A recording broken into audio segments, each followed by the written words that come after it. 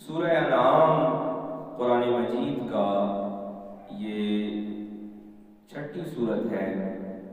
7واں سپارہ ہے اور مکہ میں نازل ہونے والی یہ سورہ ہے۔ یہ قرآن مجید کی ان سورتوں میں سے ہے جن کا آغاز الحمدللہ سے ہوا۔ یہ 5 مقامات ایسے ہیں قرآن مجید میں جہاں پہ اللہ کریم نے الحمدللہ کا ذکر کیا۔ سبحان اللہ۔ ایک جگہ الحمدللہ فاطر السماوات فرمایا، ایک جگہ الحمدللہ الذی لہ فرمایا، ایک جگہ الحمدللہ رب العالمین فرمایا۔ یہ جو سورہ انعام کا آغاز ہے، اس کی پہلی آیت مبارکہ ہے، اس میں بھی اللہ کریم نے ارشاد فرمایا الحمدللہ الذی خلق السماوات والارض۔ تمام تعریفیں ہیں اس الہ کے لیے، تمام حمد ہے اس رب کے لیے، اس خالق، اس مالک، اس پروردگار کے لیے جس نے تخلیق کیا ہے زمین و آسمان کو، وجعل الظلمات والنور، اور جس نے بنایا ہے اندھیرے اور روشنی کو، ثم الذین کفروا بربہم یعدلون، پھر کچھ لوگ کیسے کفر کرتے ہیں اس رب کے بارے میں، کسی کو اس سے ملا دیتے ہیں۔ هو الذی خلقکم، وہ تو وہ رب ہے جس نے تخلیق کیا ہے تمہیں مٹی سے، گارے سے، ثم قضا اجلا، اور پھر تمہیں موت سے ہمکنار کیا ہے، وَأَجَلٌ مُّسَمًّى عِندَهُ ثُمَّ أَنتُمْ تَمْتَرُونَ، اور اس کے بعد تم اس کے پاس دوبارہ پلٹنے والے ہو، بس وہی ہے جو یہ ترتیب جاری رکھے ہوئے ہے۔ حضرت مکرم، رب کی تعریف، رب کی حمد و ثنا کائنات کا مقصد و مبدأ و مدعا ہے۔ اس کائنات کی تخلیق کے بارے میں رب کریم نے ارشاد فرمایا وَمَا خَلَقْتُ الْجِنَّ وَالْإِنسَ إِلَّا لِيَعْبُدُونَ، کہ ہم نے جنوں اور انسانوں کو تخلیق ہی اپنی عبادت کے لیے کیا ہے۔ رب کی تعریف کائنات کا وہ پہلا اور آخری سبق ہے،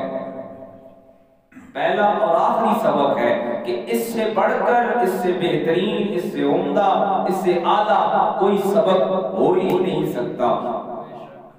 کہ رب خود فرماتا ہے الحمدللہ، تمام تعریفیں اس الہ کے لیے ہیں۔ حمد کہتے ہیں تعریف کو، اور جب اس پر الف لام شامل ہو جاتا ہے الحمد بنتا ہے۔ مفسرین کرام فرماتے ہیں الحمد سے مراد وہ تعریف کہ اس جیسی کوئی تعریف نہ ہو، اور حمد بھی پھر ایک اور اس کا معنی یہ ہوتا ہے کہ خاص تعریف۔ اب مفسرین کرام فرماتے ہیں بظاہر دنیا میں بھگوان ماننے والے بھی، جو خدا کو بھگوان مانتے ہیں، ان کے ہاں بھی کسی نہ کسی انداز میں اندیکھے خدا، یعنی جو نظر نہیں آ رہا، اس کی تعریف کی جاتی ہے۔ جو سورج، چاند، ستارے، ہوا، آگ، کسی اور شے کو اپنا خالق یا رب معاذ اللہ مانتے ہیں، ان کے ہاں بھی دیکھے جو نظر نہیں آ رہا، اندیکھا جو خدا ہے، اس کی ضرور کوئی نہ کوئی صورت پائی جاتی ہے اور اس کی تعریف کرتے ہیں۔ اب جب مکہ مکرمہ میں حضور ختمی مرتبہ رسالت مآب صلی اللہ علیہ وآلہ وسلم نے اپنے پیغام کا آغاز فرمایا، اور جس طرح قرآن مجید نے فرمایا نا کہ وَأَنذِرْ عَشِيرَتَكَ الْأَقْرَبِينَ، بڑی دلچسپ بات یہ ہے کہ آقا کریم صلی اللہ علیہ وآلہ وسلم نے جب سب سے پہلے اپنی تبلیغ کا آغاز کرنا تھا، اللہ کریم کی طرف سے حکم ہوا کہ اپنے خاندان والوں کو بلاؤ، وَأَنذِرْ عَشِيرَتَكَ الْأَقْرَبِينَ، اور کیا کرو، ان کی دعوت کرو، یہ فیملی کی، خاندان کی، برادری کی روٹی کرو۔ اور نبی رحمت ختمی مرتبہ صلی اللہ علیہ وآلہ وسلم نے اپنی برادری کی روٹی کی، کھانے کا اہتمام کیا اپنے چچا کے گھر، حضرت سیدنا ابو طالب کے گھر،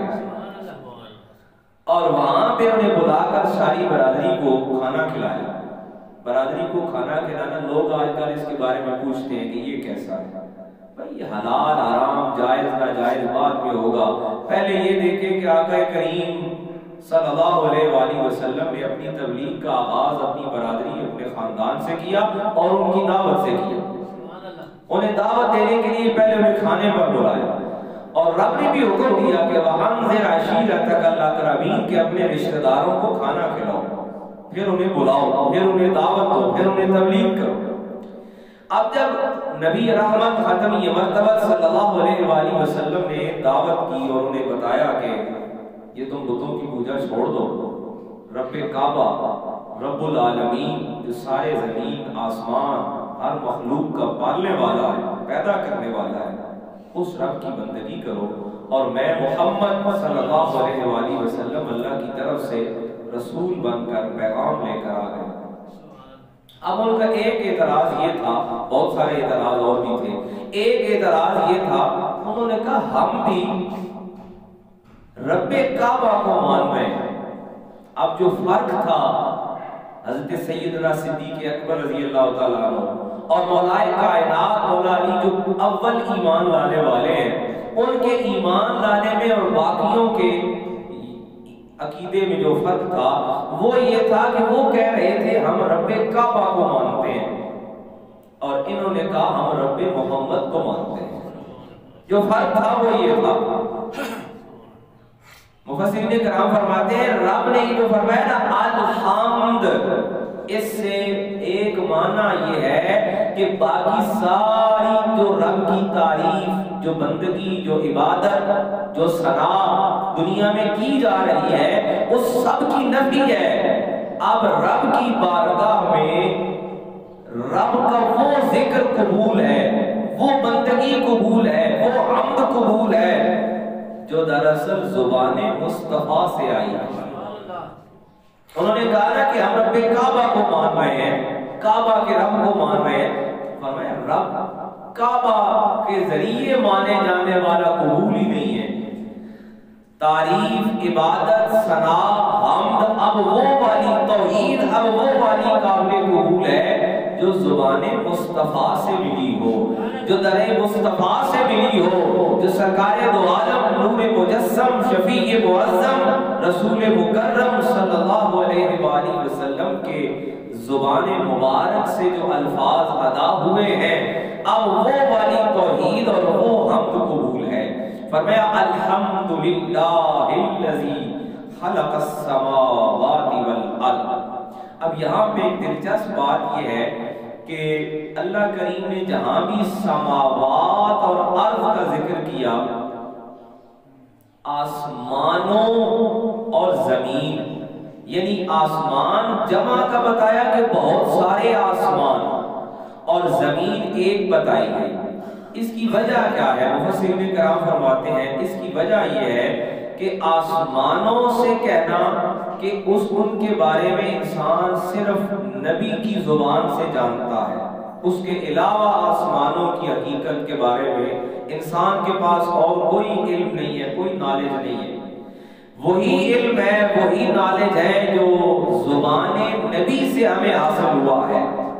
اس لیے فرمایا رب نے اپنی پہلی پہچان، پہلا تعارف یہ فرمایا کہ رب وہ ہے جس نے آسمانوں کو تخلیق کیا، والارض اور زمین کو تخلیق کیا۔ اب اس میں مفسرین کرام فرماتے ہیں آسمانوں کی ساری مخلوقات بھی شامل ہیں، اور زمین کے اوپر، زمین کے اندر، زمین کے نیچے جو کچھ اس میں شامل ہے، جو کچھ موجود ہے وہ اس رب کی تخلیق میں شامل ہے۔ وَمَا وَجَعَلَ الظُّلُمَاتِ وَالنُّورِ،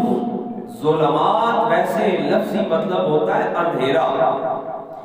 نور کا لفظی مطلب ہوتا ہے روشنی۔ رب کریم نے فرمایا کہ رب کا تعارف یہ ہے کہ وہ رب جس نے آسمانوں اور زمین کو تخلیق کیا اور بنایا